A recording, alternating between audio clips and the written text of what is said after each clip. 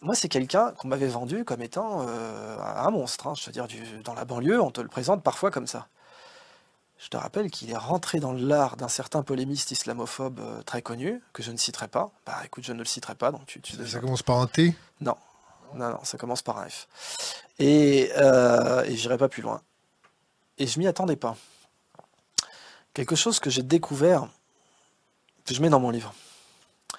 Il y a ce physicien Fritz Zwicky qui avait une insulte préférée, c'était connard sphérique. Connard sphérique, ça veut dire sous n'importe quel angle t'es un connard. Et c'est bien une chose que j'ai apprise, c'est que ça n'existe pas. Même le pire des connards, ce qui n'est pas le cas, j'ai aucun problème à le dire sur internet et que ça reste gravé dans le marbre de Jacques Attali, mais même un gars odieux, il existe un angle où tu pourrais parler avec lui. Le problème, c'est que dans les... On l'a pas encore trouvé, hein. Non, mais parce qu'en fait, dans les médias, tu présentes toujours le même angle, je te rappelle, hein, tu es un Ça, c'est à masque, titre quoi. personnel, hein. Ah non, j'ai trouvé des gens qui étaient particulièrement malhonnêtes ou manquants de chevalerie avec qui j'ai pu discuter. Parce que, si tu veux, tu as le problème du fait qu'on présente un masque dans la vie professionnelle aussi. Tu es ton métier. Quand tu demandes à quelqu'un, quand tu lui demandes qu'est-ce que tu fais dans la vie, tu prends quand même la base que tu le définis par son occupation. Ce qui est dangereux, parce que ça réduit l'homme. Un homme est bien plus que son occupation. Et on le voit au XXIe siècle, où les occupations changent.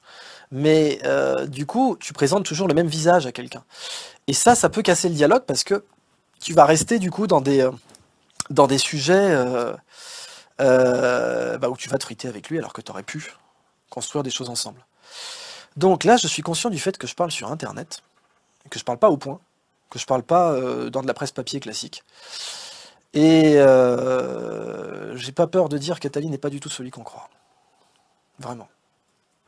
Il est évident que ça se terminera un jour par un gouvernement mondial, équilibré, démocratique, qui mettra en place des règles, qui dominera le système financier, ne sera pas dominé par lui. Tout ça aura lieu. Les plus jeunes dans cette salle le verront, comme il y a une monnaie européenne, il y aura une monnaie mondiale, il y aura un revenu minimal mondial. Tout ça existera.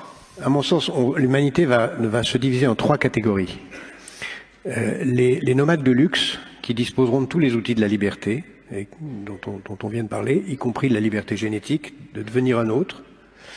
Ceux-là, ils vont être peut-être 100 à 150 millions, ils auront tous les moyens du mouvement absolu, déraciné, libre, mais la liberté, le déracinement sera un luxe et non pas une souffrance. À l'autre bout, il y aura 5 à 6 milliards de nomades de misère qui seront obligés de bouger de la campagne à la ville, d'une ville à l'autre, simplement pour trouver à manger. Et au milieu, il y aura une catégorie centrale, une sorte de classe moyenne, qui vivra dans l'espérance illusoire de rejoindre les nomades de luxe et dans la terreur réelle de basculer dans l'infranomadisme. Et qui les regardera les uns à la télé dans les journaux qui leur montrent la vie des nomades de luxe et qui, à la télé, se réjouira de voir le spectacle de la misère des autres en se réjouissant de ne pas en être. Ça, c'est les 3 catégories qui sont en train d'apparaître.